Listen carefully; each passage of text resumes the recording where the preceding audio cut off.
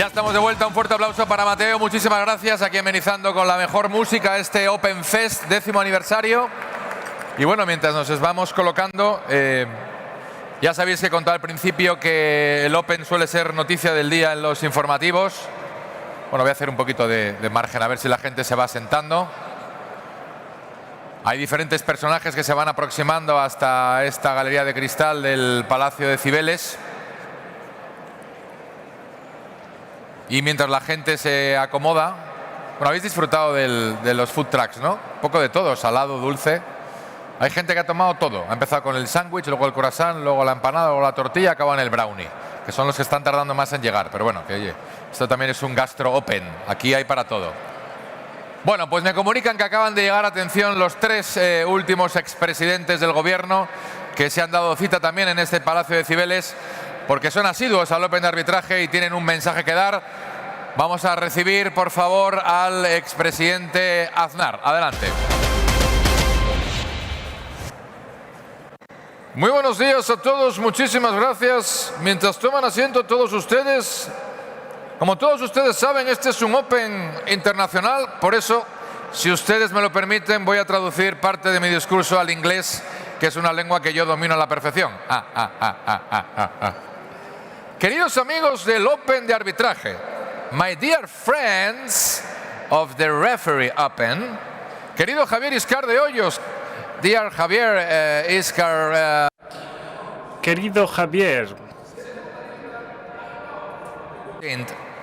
el esfuerzo que supone organizar un Open. Miren ustedes, el esfuerzo que supone organizar un Open. Sin embargo, without embarging, ya son 10 años los que cumple este Open. 10 happy birthdays to this Open. Y esto ha sido posible porque pase lo que pase, miren ustedes, sea cual sea el desafío que se le ponga por delante a la gente del arbitraje, ustedes siempre sacan pecho. You always make topless. Por tanto, y me despido con esto, quiero decirles a todos ustedes que tienen que seguir unidos para hacer del arbitraje lo que es hoy día.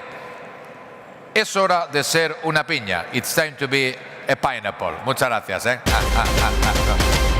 La palabra del presidente Aznar. Dejan paso a otro presidente, expresidente del gobierno.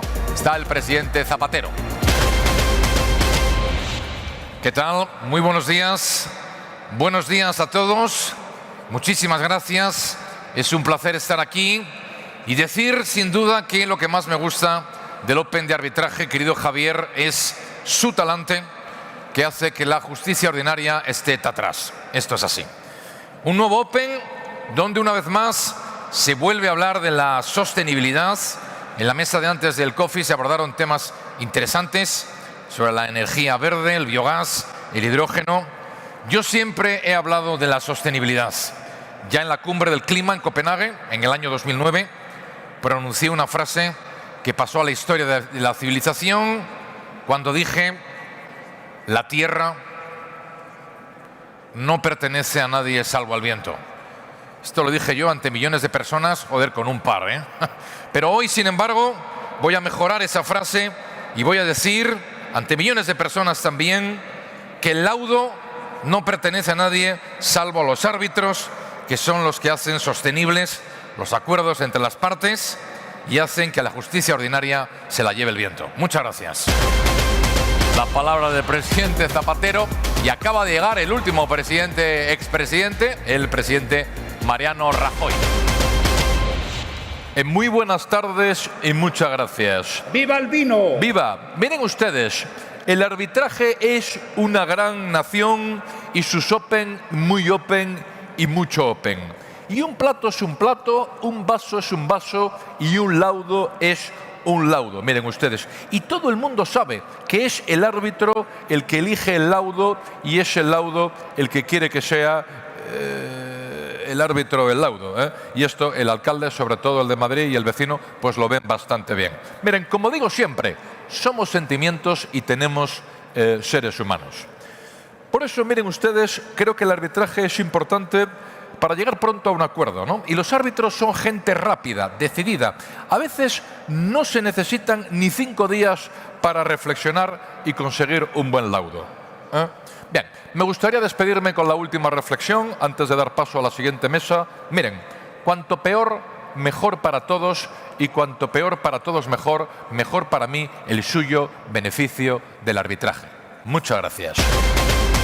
Pues ahí estaban los tres presidentes del Gobierno que se han dado cita también esta mañana en el 10º Open de Arbitraje, que nos depara una mesa, la que viene a continuación, muy interesante, una mesa ofrecida por A&O Shearman, The Monetisation of Arbitral Awards, Market Trends and Risks. Bueno, en primer lugar, dar la enhorabuena a A&O Shearman por esa nueva marca que se estrenó creo que el 1 de mayo, ¿no? Hace bien poco. Bienvenidos con esa nueva marca, siempre fieles al Open de Arbitraje. Y la pregunta que nos vamos a hacer, tenemos un laudo, pero ¿cómo lo convertimos en dinero? Nos lo cuenta la siguiente mesa, moderada estupendamente por otro de los clásicos moderadores del Open. Pido un fuerte aplauso para Antonio Vázquez-Guillén de A&O Shearman.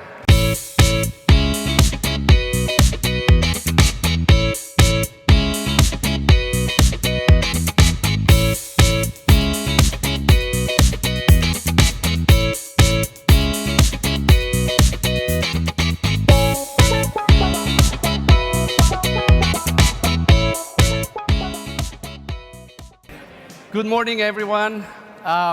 It's an incredible pleasure to be here today. As many of you might know, this is the first public event for our new firm, A&O Shearman.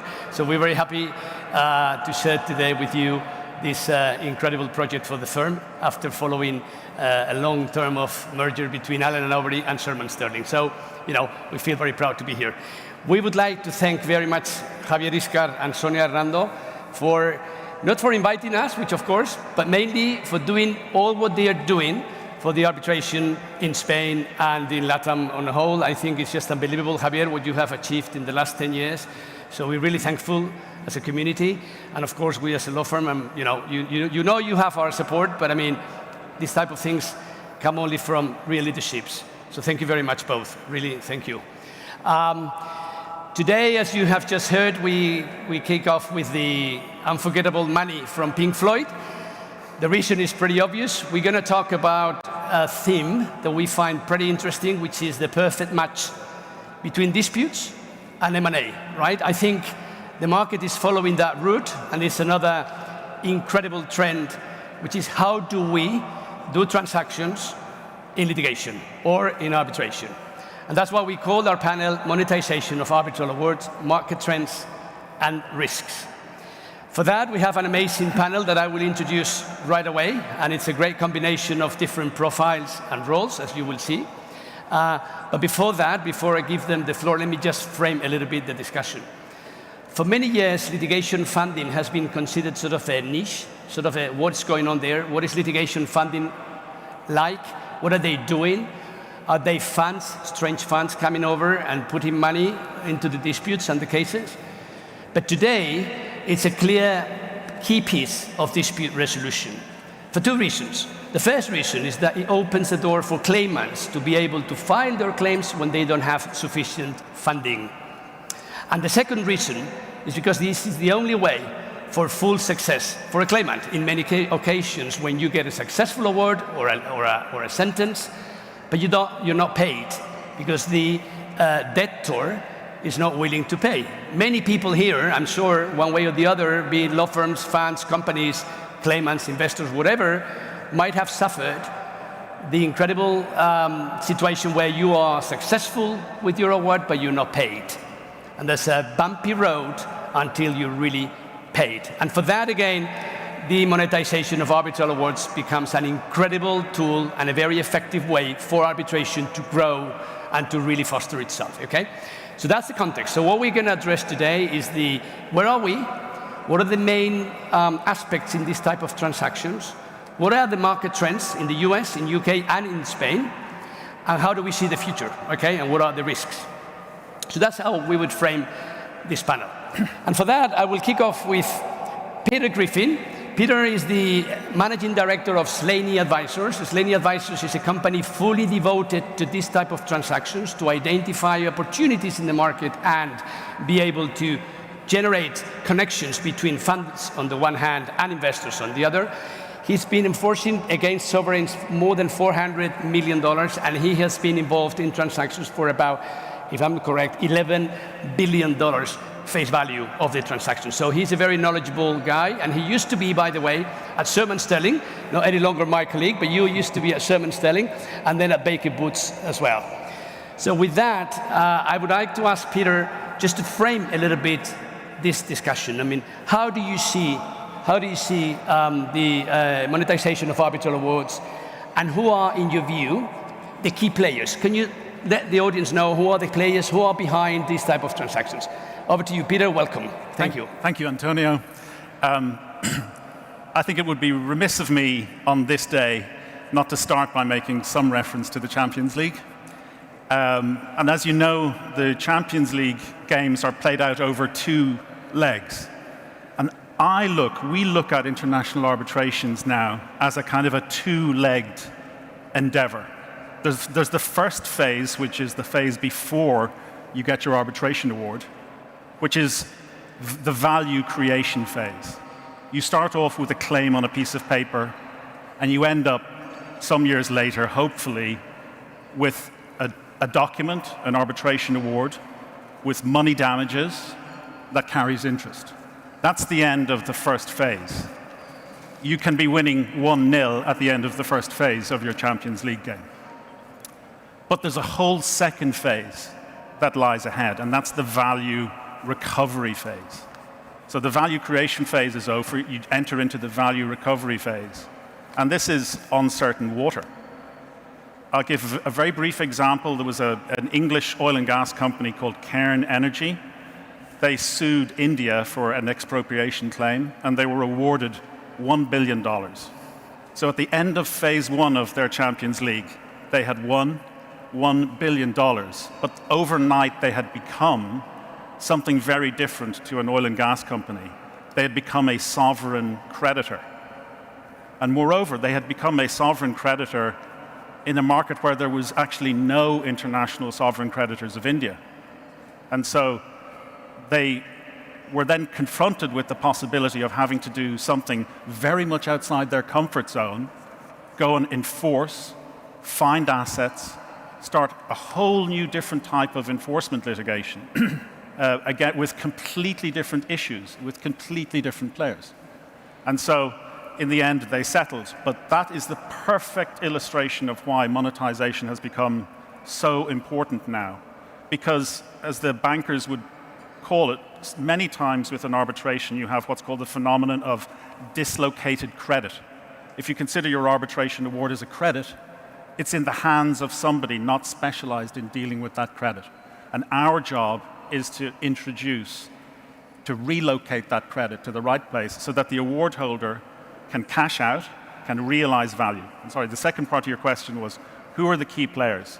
The key players are the litigation funders, who play an essential role because they've understood from the beginning that a legal claim can be a legal asset. And that is absolutely critical. There are other kinds of funds, however, that are extremely important. And chief among them are the distressed credit funds, because they have a special skill set in investing in credits, and they can use it's a transportable skill. So maybe they learned through investing in non-performing loan portfolios, but they can apply those debt recovery skills to the second phase of my Champions League analogy. Thank you so much, Peter. Maybe that is a great way to define what about being a sovereign creditor, or what about being a bad debtor's creditor, right? And this is something you want to get rid of. And you get rid of being that precisely by monetizing your award. And this turns to Jesús. I would say, first of all, introduce Jesús. Jesús Rodrigo, he's the CEO of PLA Advisors Litigation Funding. It's the first ever litigation funding fully registered in Spain. So he's, what we would say, an entrepreneur. Before he's part of the JB investment, Brooks investment fund, and most importantly, he is a state lawyer on leave, and that's part of his background. Jesús, you're really specialized in the acquisition of awards and judicial sentences in Spain. You know very well the market. Before we go into that market, and picking up on Peter's point, how do you avoid being a sovereign's creditor or a bad debtor creditor? What are the key issues that you need to consider when you go to sell your credit right against that bad debtor or sovereign bad debtor? First of all, welcome. Antonio, I would like to thank your kind invitation to join this panel, to you and to Elena Novery-Sherman. And for sure, congratulations, Javier. You did it once again with your great team, and that makes 10, which is a very nice number to have. Then going straight to your question, first of all, I think that you have to bear in mind the rationale of the deal to call a litigation funder. There are many reasons to call a litigation funder, and if the plaintiff could not find any of those reasons, then you are not going to have a deal. So that's, for me, it's number one key issue. What are those reasons for us? First of all, access to justice. The enforcement proceedings are, generally speaking, international commercial arbitration, multi-jurisdictional enforcement proceedings. That means complex proceedings, time-consuming proceedings, and expensive proceedings. Join a litigation funder, it is always interesting. Second reason, remedy for frustration. As Peter was telling us before, you start another match when you are going to enforce the arbitration award. And many times, when the plaintiff reaches to that point, she is worn out. So monetizing 100% of the arbitral award, or just partially the arbitral award, it's going to create interesting synergies. Risk sharing. The litigation funder, it is not an enemy anymore. It is a financial partner for the plaintiff, and why not, let's say, it is a stakeholder for the legal team. It is a new stakeholder that if the deal is structured in a proper way, what it's going to create, it is a virtuous circle. Cash generation, it is always a positive reason. Origination of an accounting income either. And last but not least, another reason may be to the recognition of a contingent asset if accounting rules applies. I would say that there is another key issue, which is what kind of process suits the client. I am not going to go into the concrete aspects of the process, but does the client need a bilateral process or a well-organized process? Sometimes monetizing an arbitration award means that the litigation funder has to open the door of the engine's room of the plaintiff. So many times the plaintiff does not want to open that door to a bulk number of litigation funders. As opposed to that situation, we can find proceedings where, let's say, there is not any reason not to call, let's say, many funders to analyze the potential asset. But in that case, I think that it is extremely important to find people such as Peter, with only one speaker and with an organized flow of information. We, as litigation funders, we have seen many award monetization processes that have collapsed because of a poorly managed process. Many times, the operation gets out of control. And, well, we have had, let's say, a bet internal in PLA last year because one deal came to us through 10 different avenues, which is, let's say, the best way to kill the deal. I want to cut a long story short, so I would just point out the other key issues. First, the next one, sorry, a proper balance between risk and return, not only for the litigation funder, but also for the plaintiff. The plaintiff also has to analyze its own risk-return binomial. It is extremely important during the process, during the journey until the closing date, to fill the gap between the client and the litigation funder. I would say that my team that is here with us also will put the hand on the fire if I say that every opportunity that comes to our plate starts with the same word. I am providing you with gold dust, so love it and treat it properly. And then we have to analyze all the variables linked to liquid assets, and we find, I'm afraid that we find some risk related to liquid assets that the plaintiff is not analyzing. Last but not least, a key issue for us as litigation funders in the process is how to interact with lawyers. It is difficult to find lawyers that speak our language analyzing risk. We hate legal opinions that starts with the sentence, it depends on 50 variables. We, as litigation funders, and you know it very well, Antonio, we love white, blacks, and grays. But unfortunately, in complex litigation, when monetizing arbitration awards, we are always in different shapes of grades. Thank you. Thank you, Jesús. I think you've raised a number of questions. Some of them follow up for Peter, maybe later, because I would like to introduce Jeff, particularly the one that you referred about, bilateral versus competitive processes in the transaction, right? That's important, but maybe we can come back to that later. Now I would like to introduce you Jeff Sullivan. Jeff Sullivan, King Counsel, KC, is the global co-head of arbitration at Debevoise and Plimpton. He used to be at Allen & Overy. Someday he will return, hopefully. But today he's a very important litigator and arbitrator. He does both investment treaty and commercial international arbitration, and he's been involved in very high profile and complex disputes, mainly in energy and infrastructure. And of course, he knows a lot about enforcement of arbitral awards and how to give the client a space, a way out, right? Which is the monetization. So that's Jeff. With that, well, welcome to Madrid. Thank you for coming. As Peter, thank you for making it here in Madrid and staying one night and being with us just to join this panel. And I would address the first question to you is the perspective of the lawyer, right? Jesús mentioned the importance of those lawyers. What is the perspective of the lawyer, the counsel, both when you're counseling the fund that wants to invest and when you're counseling the investor that wants to sell the arbitral award? How would you see the approach? How do you see that? Thank you. Yeah, thank you, Antonio. I mean, some very Peter and Jesús, and I like the Champions League analogy because effectively what you have after your first leg, you get your award. You often get a new team coming in for the second leg, right? It's a good day for the second leg today, by the way. It's partido vuelta, you need a fresh team, fresh legs. And that's effectively what it is. But from the lawyer's perspective, you know, your first job is advising your client on what happens next.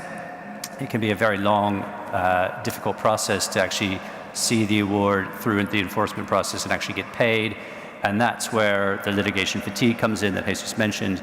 And this is why you see the monetization of awards becoming more and more popular for award holders. As Peter said, you pass that on to a credit fund or a litigation funder who's very experienced doing this. Advising the client is to let them know that the risks, the long-term exposure they'll have to further litigation to actually realize the value.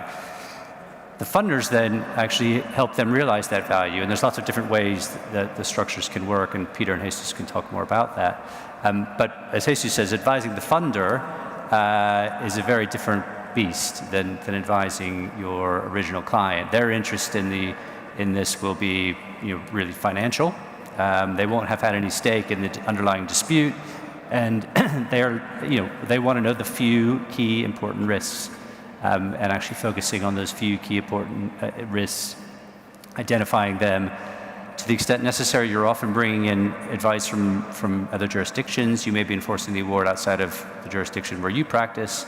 Antonio and I have jointly advised funders on claims that may be enforced in the UK or in Spain. So you'll often be pulling together information from other law firms as well, and that's a really important part of the process. It's where your network will be very, very important, bringing in the right people with the right experience, and then packaging that for the funders so they have not the 50 issues of what may happen, but just the three or four that really matter. So that's the lawyer play a role of risk assessor. Yes, that's your main job, assessing that risk, identifying the risk, and then assessing that risk is your primary job. And obviously it depends on whether you're advising the client, the original claimant, or the funder. The risk will be slightly different between the two. But identifying those risks and assessing those risks is the key role. Okay, thanks, Jeff.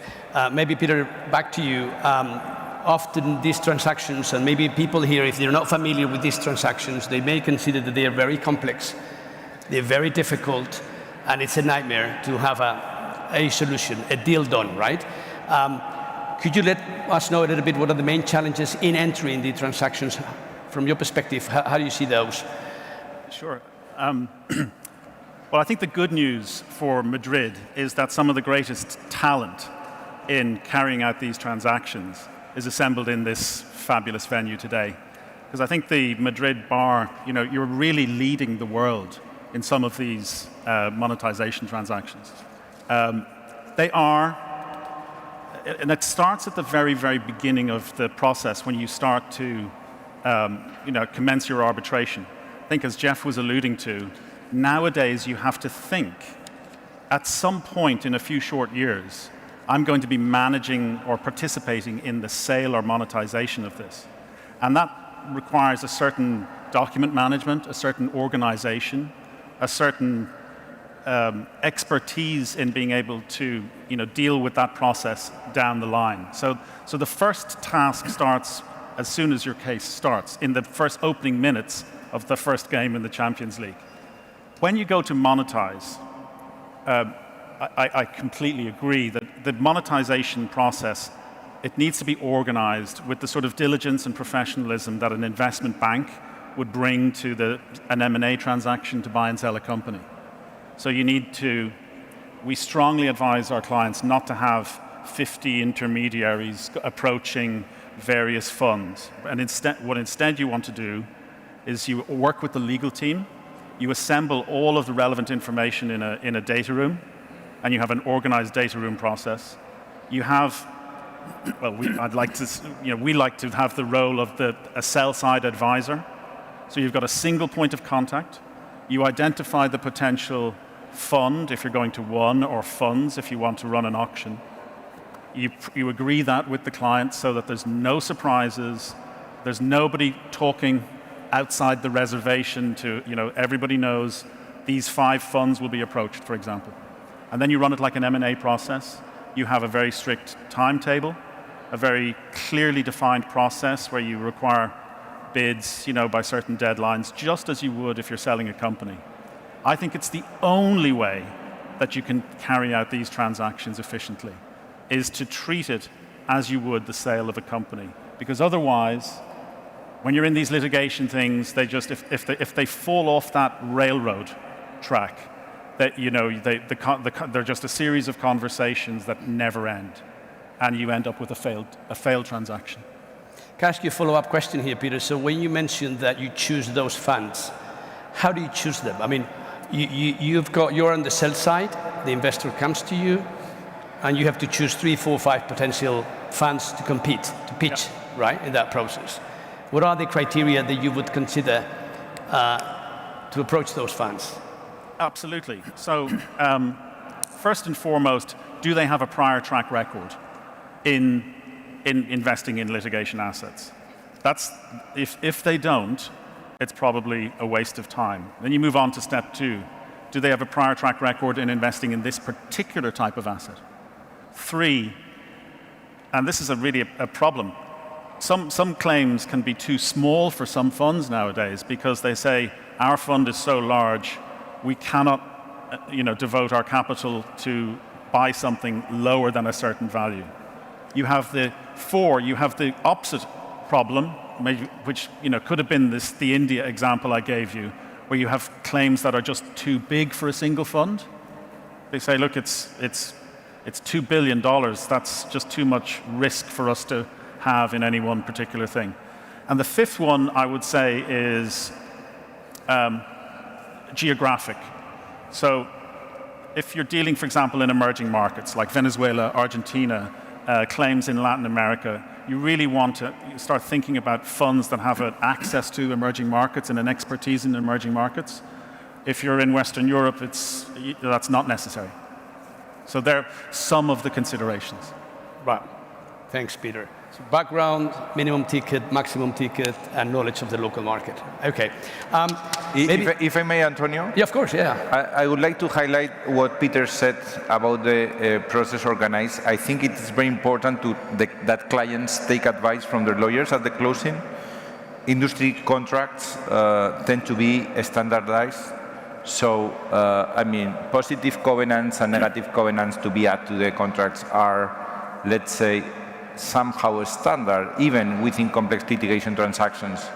So it is very important also to educate, if I may say so, with all my respect, clients, about what sort of clauses a litigation funder is going to oblige or that needs to see in the agreement. I remember one of our transactions, Antonio, we discussed a clause during 3 weeks, and it was a standard clause in the market. So that affects straightforward to the speed of the deal. So there's a bit of a boilerplate, so it's yeah. a bit of a basis on which you operate and you keep on doing. Let's move on to another key question, and with you, Jesús, which is about, I think, something which will be of interest to the audience here. Spain. I mean, how do you see the market in Spain? Because obviously, a few years ago, it was difficult to consider the sale of an asset like this. Today, it's more of a, something normal and more frequent. Yeah. How do you see the evolution in today's market in Spain? We are very positive with the evolution of the litigation finance industry in Spain. We would say that currently it is a consolidated industry and that we are here to stay. And I absolutely agree with you, Antonio. If, when talking about litigation funding just quite years ago, we are literally seen as a Martian fresh out of a film studio. When we knock at the door of the legal firms and when we knock at the door of the companies. This is not happening anymore.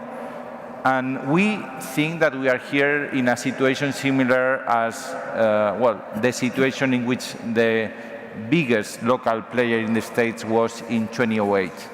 Now we are an early bird industry and we are taking off. To put some numbers on the table, on average, we are studying 4.5 billion euros in litigious assets per year since 2020 in our fund, and 30% of the said amount is referred to arbitration proceedings, mainly focused in international commercial arbitration proceedings, and for sure also we have been considering investor state arbitration proceedings. Also, I would say that there is a new niche in the market, which is the secondary market when another alternative investment fund has to wind up its a fund or its fund. At that situation, we are a solution because we provide liquidity, we provide an additional layer of yield to the said fund. They can close the fund and they can avoid the cost of maintenance. To be critical also, you know that I like critic approach and critic spirit. We need more education from the litigation funder shoes, either to companies and to legal firms. And at the same time, we encourage companies to think about their litigious assets in terms of cost of opportunity. Only 5 IBEX 35 companies have more than 5.5 billion euros in complex litigation assets provisioned in its annual accounts. And that's a huge cost of opportunity, and litigation funding is one of the potential instruments to dynamize those assets. Thanks, Jesús. So the fact that this market has really taken off in Spain, yeah, I think connects nicely, Jeff, with the next question I would like to address with you. That market was not coming from nothing, but rather from the Anglo-Saxon world, I would say, London and New York mainly, which is where the main players were building this new market and creating these assets of contingent assets or let's call them purely, lack of payment. So I would like to address with you, Jeff, if you could let us know how is that US, because you're in London, but you are American and you're very American, so maybe you can let us know US, UK, how is the market, and particularly the PACAR UK Supreme Court decision that was issued 26 July 2023. And maybe you can explain what was the impact of that decision. It was a year ago. And how is the market developing as a consequence? Sure. Well, so starting first with the US and UK market, I mean, they are growing and growing very fast. There's lots of different statistics out there. The one that I think is probably the most reliable that I've read in preparing for today is that the total global market's about $21 billion US litigation funding, and it's expected to grow 21 billion. 21 billion US dollars. But you see, as you said, there's a lot of the very large funds are based in the US and the UK. There was an enormous deal done at the end of last year. Gramercy, it's a New York-based fund, a $550 million US dollar arrangement with a law firm based in the UK. It's a global law firm based in $550 million US dollars. It's a funding arrangement with a law firm, one firm. So you can see that this is a very an area of great growth. So with that will be regulation. It's inevitable that there will be regulation. Jesús, we talked about the growing market here in Spain. Jesús told me beforehand there's only one provision of the Spanish Civil Code that addresses this. So say that, yeah. I'm sure it will change. So there was a decision of the Supreme Court, the UK Supreme Court last summer called PACAR, which effectively made many funding arrangements unenforceable. Not quite as bad as it sounds. There's some nuance there as to what it actually applied to. That related to funding for a competition, a group claim, class action effectively, in the competition court in the UK. So that funders obviously were very caught off guard by that. It wasn't expected, and there was a lot of, I think, hand-wringing, looking at existing agreements, making some adjustments to those to make sure in compliance with the law. But the industry, I think, reacted very well. They got in front of the issue. There's a bill currently pending before Parliament in the UK to effectively reverse that decision. There's a debate as to whether it should be retrospective or only prospective, but the bill will pass, I think, before the next election. So that will get corrected, if you will. But the regulation is coming, and I actually think most funders probably welcome, sensible regulation because it gives predictability. And obviously, you're putting a lot of money at risk, and actually having sensible regulation and transparency is useful to the funds, and will allow the market, I think, to continue to grow if it's sensible regulation. So the outcome is that the PACAR judgment will be overcome its impact with through legislation. So legislation. Yeah, so there's a bill before the Parliament in the UK that effectively overturns the Supreme Court decision or remedies the Supreme Court decision. So the regulation that the decision was based on was from 1990. It was designed to address contingency fees for law firms, not litigation funding. So there needs to be an update to that legislation to make it useful for the present day, given the growth of the funding market. And my question there is, who pushed for that bill? Is it a lobbying action? Is the power of the funds in the UK? Is the importance of the market? Well, I think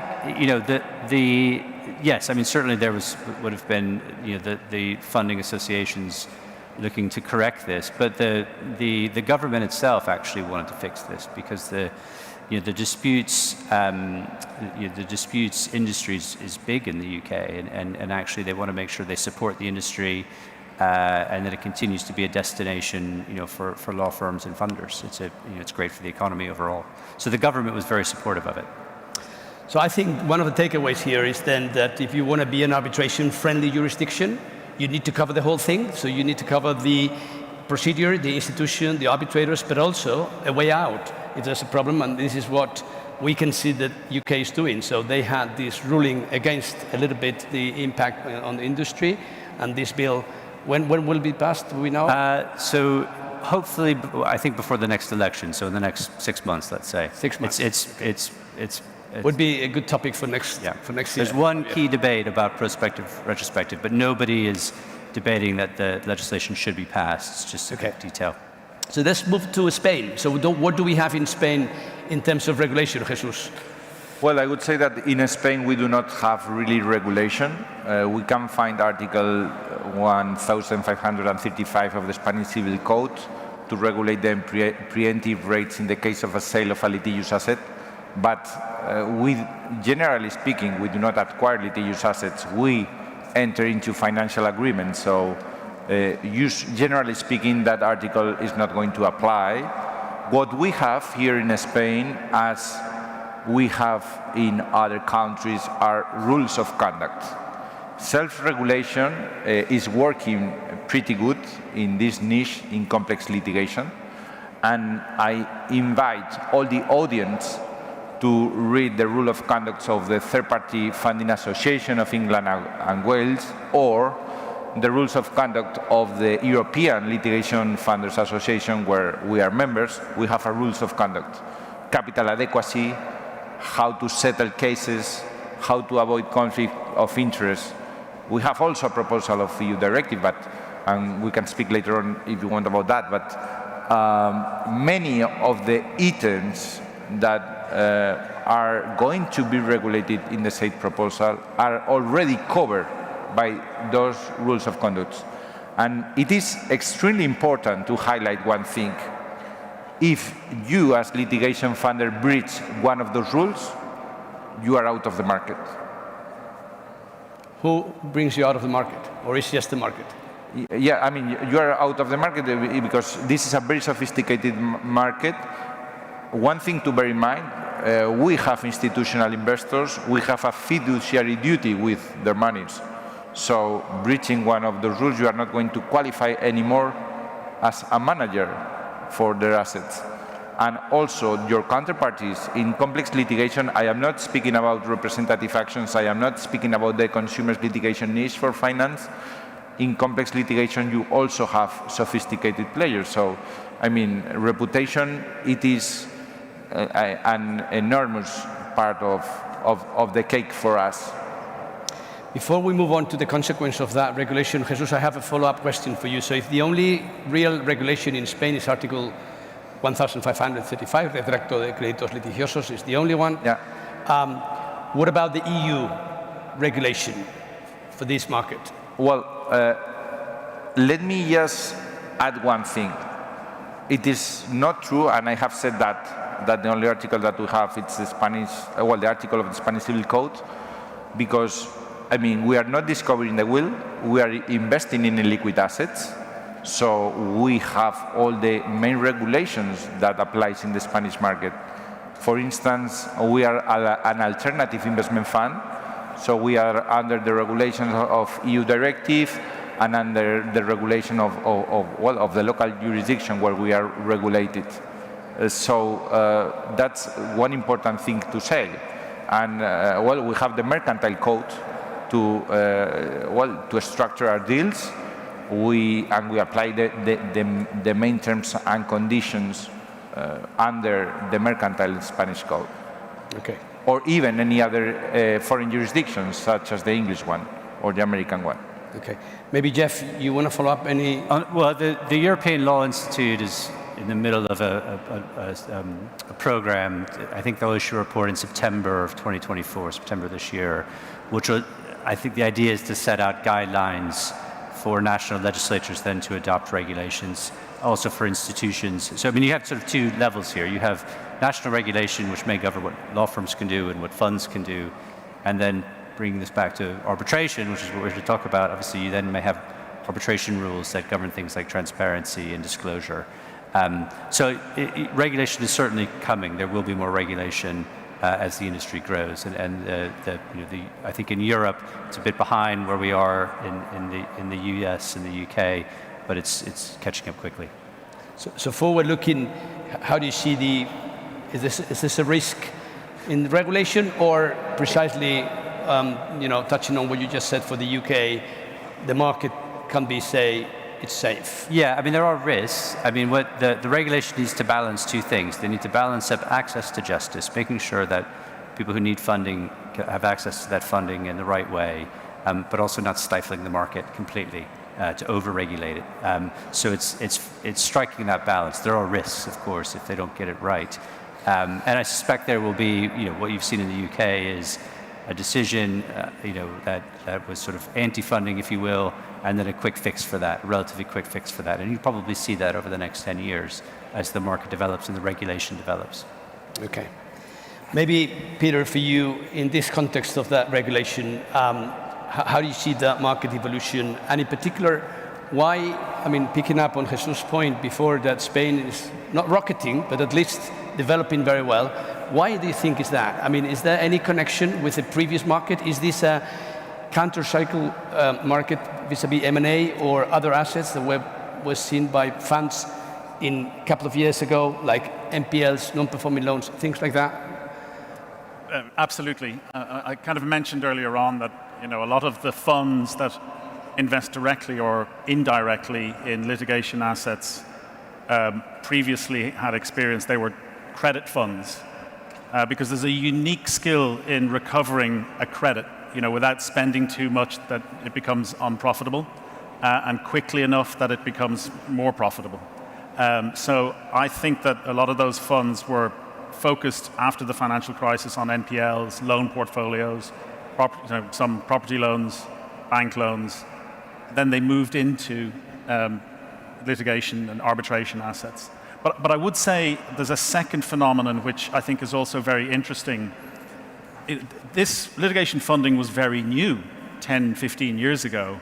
And it's like everything new, it did one simple thing, which was to fund straightforward arbitration claims. Now we're seeing the fruits of great innovation and invention in the litigation funding space. There's all sorts of litigation funding products now. I saw one recently where you can, lawyers in England, small lawyers in England can get funding for their out-of-pocket expenses. And that's a whole segment that is kind of opening up. So I think what we're seeing is a market that is maturing, is becoming more sophisticated and more inventive in what it's, the suite of products that it's offering. Thank you, Peter. So we just have 4 minutes, and we have to stick to the time. So I would say, last word, future, how do you see it from the funds, from the industry and the brokers, if you like that name, and from the law firm's perspective? Just a last word, and then we wrap up and finish the panel. Jesús. So thank you very much, Antonio. For the reasons previously mentioned, we believe that this is an emerging industry with a bright future. Eligible assets should grow as knowledge of the industry will increase. It is important also to bear in mind that this asset is counter-cyclical, which is positive not only for investors, but also for fund managers, procedural parties, and advisors. Here also there is a niche for very juicy business. And last but not least, over the years, the gap in the mentality of the Spanish business community should be closed with respect to their Australian, American, and British peers, who are quicker to enter into this type of transaction to streamline their litigation assets, get rid of the noise around them, and to be able to focus on their core business. Thank you, Jesús, very much. Peter? My final word to those of you arbitration practitioners in this room is embrace this phenomenon. Whereas in the past, we as lawyers, which I was and still am, we jealously guarded our cases. We said, I've got a case, and this is my case for the next so ever many years. But don't be afraid to open yourself up to the possibilities, because nowadays you have maybe the lawyer for the claimant, the lawyer for the respondent, but every potential investor will need law firms and expertise to carry out their due diligence. So that's maybe another 10 law firms that can get involved. It's a way of gaining expertise, sharing expertise, and seeing what your fellow colleagues are doing. So from a lawyer's perspective, I think that that's very, very powerful. From a claimant's perspective, I'll say, I have never seen a client of ours unhappy that they monetized an arbitration award. Wow, that's a good pitch, huh? Never seen a client unhappy. Well done, Peter. I will repeat it if I may. Okay, thank you so much. Jeff? No, I'm with Peter. No one's ever unhappy when they're getting money given to them by somebody else. But look, I think that the market has changed a lot in the last 15 years, and I think most of the people in this room now will already be having conversations with clients about funding at the beginning of a case, potential funding at the beginning of a case. But the monetization of awards, I think, is something that the market needs to make sure they're familiar with as well, as Peter said. Because that is a sort of a development which has really come on over the last 5 years. So make sure you have those conversations about funding at the outset, but then don't forget about monetization of awards once you get to the end as well. And you'll have happy clients, as Peter said. Thank you very much, Jeff. Well, with that, I would just bring this to an end. Probably I will keep in my memory your second leg metaphor. I think it's a great idea. You need to play the match in full. So the first leg is win the arbitration. Second leg is get paid. And consider monetizing as a piece of advice to our clients. I will also keep in mind, Jesús, from you, the litigation funders are not any longer an enemy. Don't be afraid of them. They're a key part of the market, and they're here to foster our industry, our sector, and to be more profitable and to make the market grow and develop. And finally, Jeff, I would keep in mind that even if there's a judicial decision against the industry, like the Packard case in July last year, the lobbies and the industry is so powerful. London, the UK is fully mindful that they can overcome that difficulty. With that, I just want to thank very much Jesús, Peter, and Jeff, and thank you very much for your attention, which is really appreciated. Thank you very much.